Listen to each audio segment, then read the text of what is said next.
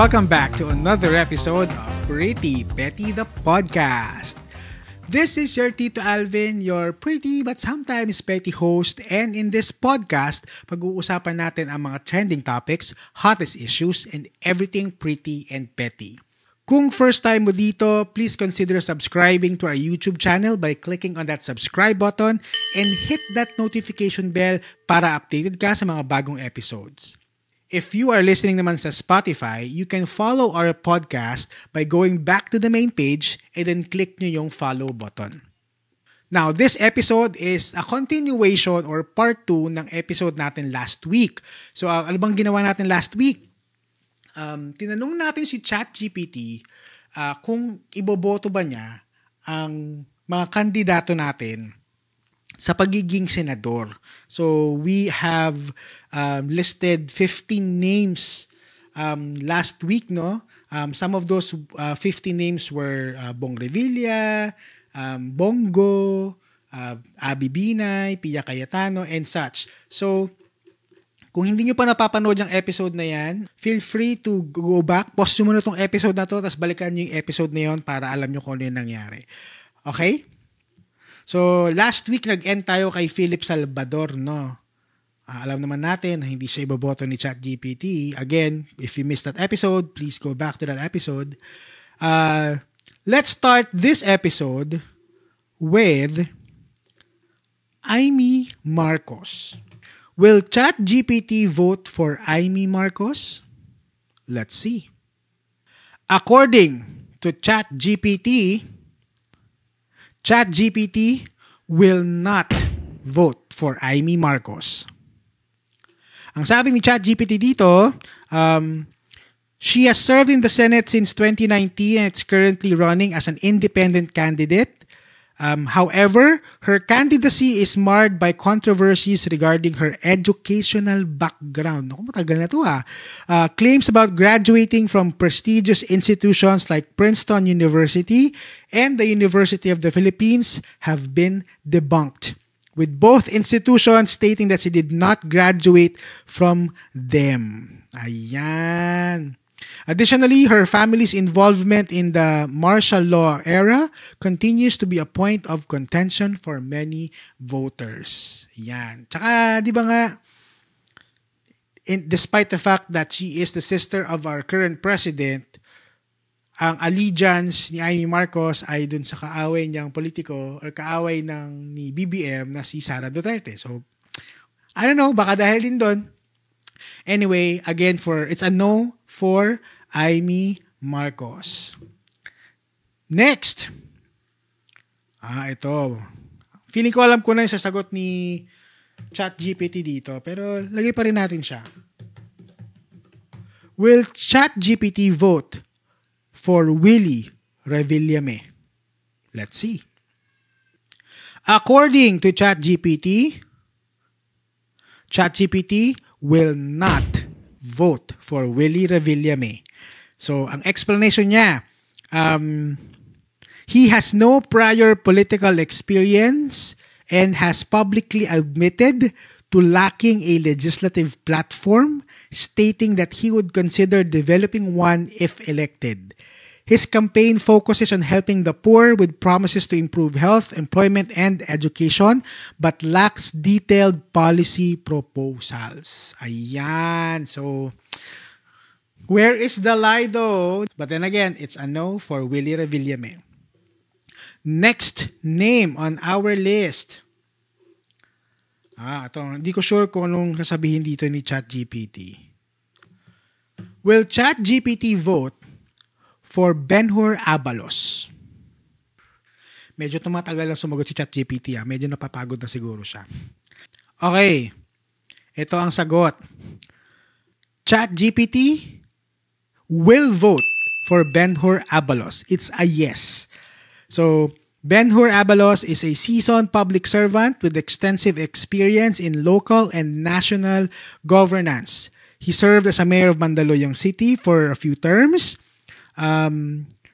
He also held significant roles such as a congressman, chairman of MMDA, and secretary of DILG. His legislative Priorities include addressing issues related to electricity costs, value-added tax on energy, and supporting the agricultural sectors, particularly farmers. So for Ben-Hur Abalos, it is a yes. Okay, next sa listahan natin. Will ChatGPT vote for Jimmy Bondoc? Okay, ano kaya ang sasabihin ni ChatGPT kay Jimmy Bondoc? Iboboto ba niya si Jimmy Bondoc o sasabihin kumanta na lang siya? Eme, for Jimmy Bondoc, ChatGPT will not vote for you. Okay, so sabi dito, so Jimmy Bondoc is a Filipino musician, songwriter, lawyer, and former government officials. While Bondoc has a background in music and law, his experience in public service and governance is limited.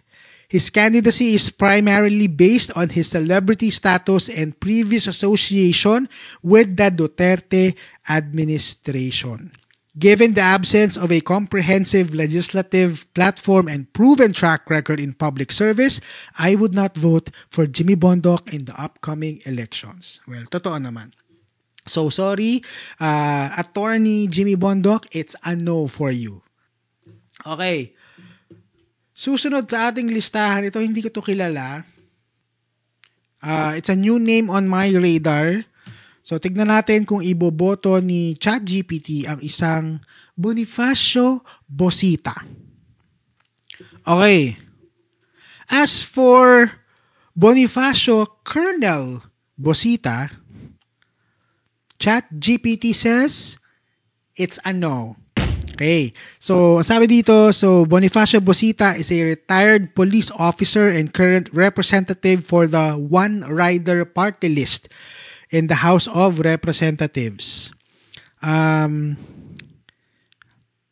Bosita has experience in the House of Representatives, his legislative record is limited and his platform primarily focuses on issues pertinent to motorcycle riders. This narrow focus may not adequately address the broader concerns of the general public. Additionally, his candidacy is largely based on his popularity and media presence rather than a proven track record in governance or comprehensive policy proposals. So, ayan. So, for Bonifacio Bosita, it's a no.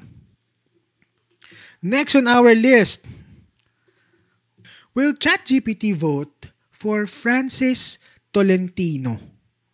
Okay, tingnan natin kung anong isasagot ni ChatGPT. For Francis Tolentino, ChatGPT will not vote for you. While Francis Tolentino has extensive background in law, governance, and public service, his recent actions and affiliations raise concerns. Notably, his support for the Philippine Maritime Zones Act has led to tensions with China, which objected to the law's provisions. Additionally, Tolentino's endorsement by former President Duterte and his alignment with the Partido Federal ng Pilipinas may suggest political motivations that do not align with the masses' values. Okay, ayan. So, medyo politically motivated daw ang pagtakbo ni Tolentino kaya hindi siya iboboto ni ChatGPT. So, it's a no for Francis Tolentino. Next on our list, ito medyo veterano na rin tong senador. Gregorio Honasan III or Gringo Honasan. Sabi ni ChatGPT, I will not vote for Gringo Honasan. While Gringo Honasan has a long history of public service, including multiple terms as senator, his past involvement in coup attempts against the government raises concerns about his commitment to democratic principles. Although ChatGPT, matagal naman na yung coup na yun. 80s pa yun. Although he was granted amnesty and transitioned into political career, these actions remain a significant part of his record. Additionally, his recent electoral performance such as such as the unsuccessful 2022 Senate bid suggest limited public support, and given these factors, I will not vote for him in the upcoming elections. Oh, ayan. So mainly dahil nga natatakot si ChatGPT, baka mag-establish na naman ng kudeta itong si Gringo Honasan kahit nung 80s pa yon. Anyway, si ChatGPT naman to, so hayaan natin siya, di ba? So for Gringo Honasan, sorry, it's a no for you. Next. Ayan, so kung nakikinig kayo ng previous podcast episodes natin, gumawa ako ng episode about her. So I'm talking about Heidi Mendoza. So let's see if ChatGPT will vote for her. ChatGPT says a yes for Heidi Mendoza. So, sabi dito, Heidi Mendoza's extensive background in public service, particularly in auditing and promoting transparency, positions her as a strong candidate for the Senate. So, alam naman natin na commissioner siya ng Commission on Audit. Tapos, meron pa siyang significant position sa United Nations before.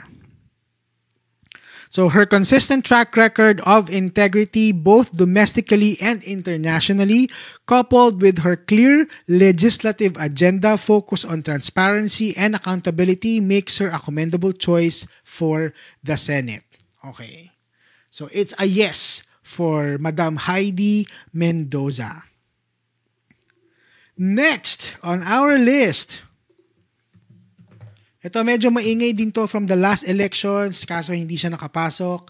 So tignan natin kung si ChatGPT says the same thing this coming elections. So, para sa isang look espiritu, ChatGPT will vote for you. So Luke Espiritu is a labor lawyer and activist whose platform centers on workers' rights, social justice, and political reform. Espiritu is a vocal critic of political dynasties, attributing issues like corruption and electoral fraud to their dominance. Given his consistent advocacy for labor rights, political reform, and social justice, Espiritu presents a platform that challenges the status quo and seeks to address systemic issues in the Philippine governance. Okay, so para sa isang Luke Espiritu, it's a yes para kay ChatGPT. Okay, second to the last. Will ChatGPT vote for Franz Castro? Okay, tignan natin ang sagot ni ChatGPT. Iboboto ba ni ChatGPT si Franz Castro? So, for Franz Castro, ChatGPT will not vote for you. So, while Franz Castro has a commendable track record in advocating for education reform, labor rights, and government transparency, her recent legal conviction raises significant concerns regarding her candidacy. Castro was convicted by the Tagum City Regional Trial Court for violating the Special Protection of Children Against Abuse, Exploitation, and Discrimination Act. So while Castro's dedication to social issues is noteworthy, the gravity of her legal conviction cannot be overlooked. Until the legal matters are resolved and her eligibility is affirmed, it would be prudent to withhold support for her senatorial bid. Ayan. So for ChatGPT, it's a no for Franz Castro. Okay, last on our list. Will ChatGPT vote for Teddy Casino? Ayan.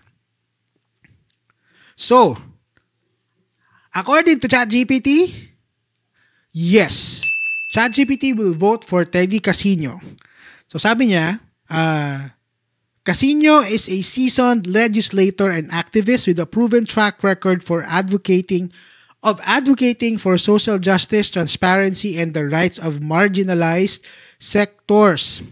So during his tenure as Bayan Muna Party List representative from 2004 to 2013, Casino authored and co-authored significant laws including Public Attorneys Act of 2007, Tax Relief Act of 2009, Rent Control Act of 2009, and Anti-Torture Act of 2009. Yung platform niya includes economic relief, labor rights, political reforms, and human rights. Given his legislative experience, commitment to social equity, and clear policy positions, Teddy Casino presents a compelling candidacy for the Senate. Ayan. Maraming ayaw kay Teddy Casino kasi nga aktivista, pero marami naman na siya nagawa. To be fair, ngayon ko lang nalaman yung mga laws na pinasa niya. No? Anyway, so yan na po ang stance ni ChatGPT sa mga pangalan natin nabanggit. Hindi ko na babanggitin lahat kasi sobrang dami ng mga kandidato as senators. Baka tapos na yung election, hindi pa tayo tapos. So, yun na lang muna. So, do your own research. Maybe you can also visit ChatGPT on your own and then tanungin nyo siya kung iboboto nyo siya. Pero ito sasabihin ko sa inyo, ha? This coming elections is very monumental because we are putting up 12 new names sa Senate. These new names should help us make our lives easier, no, should make laws that will benefit us in general. Hindi lang magbe-benefit yung mga kapartido nila and yung mga political alliances nila. So, manatiling mapagmatsyag, mag-research ng mabuti, pag-isipan ng 2 beses yung mga iboboto ninyo. Kung wala kayong magandang rason para iboto ang taong ito, tanggalin nyo siya sa listahan nyo. Tama na ang rason na kasi pogi. Kasi tumutulong siya sa mahirap. Kasi artista siya dati. Tigilan nyo na yung mga rason na yan. Mag-research kayo ng mabuti. Okay? Isipin nyo ang kapakanan ng mga anak ninyo. Sila yung magiging main beneficiary ng mga actions ng mga senators na iboboto nyo this coming elections. Okay? Again, vote wisely. So, dyan na natin tatapusin ang episode na ito. If you are entertained by this episode, if you like this episode, please go ahead and share it to your friends. Please like and subscribe our YouTube channel and follow nyo na din ang aming Spotify page. You can also see me on our social media platforms in Facebook, Instagram, and in TikTok by going to the link you see at the bottom of your screen, or you can just go to linktr.ee/prettypettythepodcast. If you're a brand looking for partnership and collaboration, feel free to send me an email at prettypettythepodcast@gmail.com. And with that, lagi nating tatandaan to always stay pretty at wag maging petty. Bye-bye! Vote wisely!